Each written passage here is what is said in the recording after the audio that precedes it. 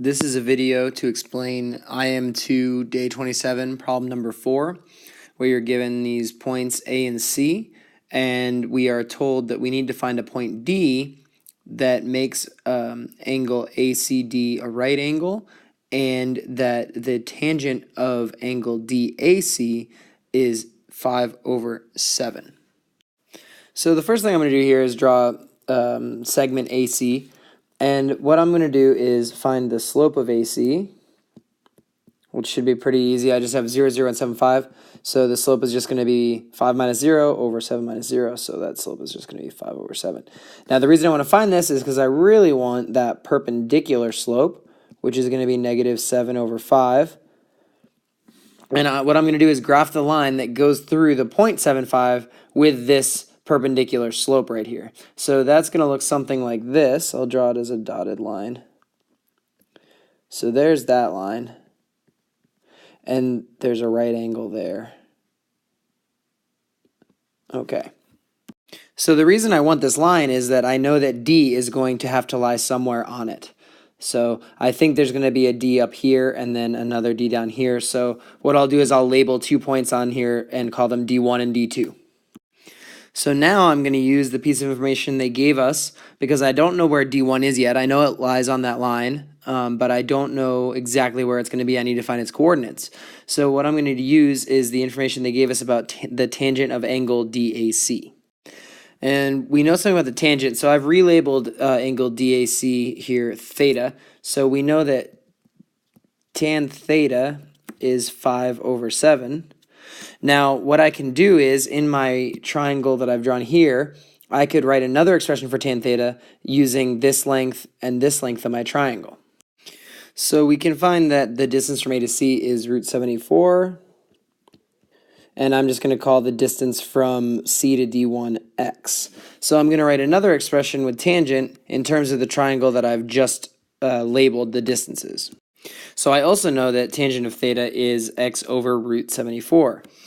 And since I can use the transitive property here to say, well, if this is equal to this and this is equal to this, well, then these two must be equal. So what I'll do is I'll set those equal to each other and I can solve for x. So that length there from C to D1 is 5/7 times √74. So now we know how far away D1 needs to be, but we need to use something else to find out what the actual coordinates are going to be. And to do that, what we're going to do is use vectors. So now that I've made some more room for myself, what I'm going to do is find the direction vector, or any direction vector, along this line. And then my plan is to make sure that it has the length that I want. So let's go from C to D1. So I'm going to use the slope of that perpendicular line, which I found earlier was negative 7/5. So I can make a direction vector along that line that's going to look like this. If I know my slope is negative 7/5, that means I could go left 5 and up 7, and that would be a direction vector for that line. Now, I need to make it have a length of 5/7 √74, so I need to figure out how long this vector actually is right now. So let's calculate the magnitude. So that vector has a length of √74. So if I multiplied that vector by 1 over √74, it would then have a length of 1. And then if I multiplied it by the length I wanted, then I would have a vector in the direction that I want, that has the length that I want, that I could use to help me find D1. So here that is what that looks like. So here's the length I actually wanted, 5/7 times √74. And in order to get there, what I did is I first multiplied by 1 over the magnitude of this vector, so that it now would have a length of 1, and then multiplying by this stretches it to the length I want. Now something nice happens here where we get √74 over √74, so that cancels. So this is just going to look like 5/7 times minus 5/7. So we get the vector negative 25/7, 5. That is the vector that is in the direction of this line and has the length that I want. Now I just need to tell it where to start. So in order to find D1, what I'm going to do is D1 is just going to be the starting point, which is 7, 5, right? I want my vector to start at 7, 5. And then I need to add this vector to it, this minus 25/7, 5. And after we add some fractions, we get 24 over 7 comma 10. So now I'll do the same thing quickly to find D2.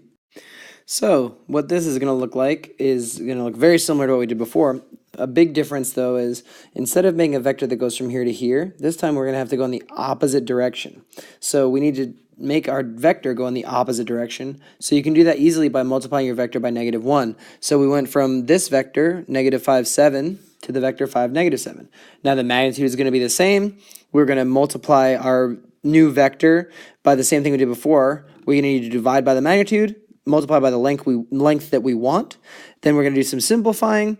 We end up getting this vector here. So this is the vector that has the right direction and length to get us from C to D2, but we have to tell it where to start. So we're going to tell it to start at C, add those together, and we get the 0.74 over 7 comma 0. So D2 should actually be on the x-axis. But my diagram is close enough to get us to where we needed to go.